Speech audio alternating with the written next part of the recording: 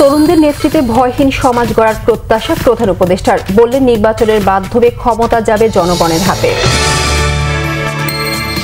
Dhaka সেনানিবাসের MES এর 54 নম্বর ভবনকে অস্থায়ী কারাগার ঘোষণা।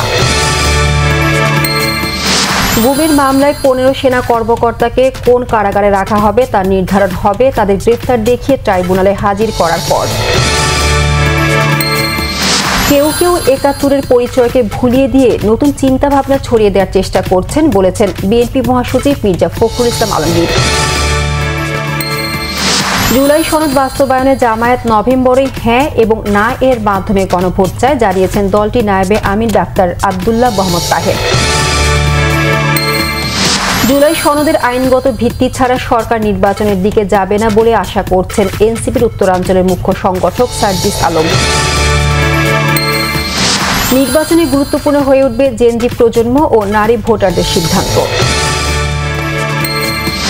দ্রুতই 7 কলেজ সমন্বয়ে সেন্ট্রাল ইউনিভার্সিটি অধ্যাদেশ জারি করা হবে, শিক্ষা মন্ত্রণালয়ের আশ্বাসে 7 কলেজের শিক্ষার্থীদের কর্মসূচি স্থগিত।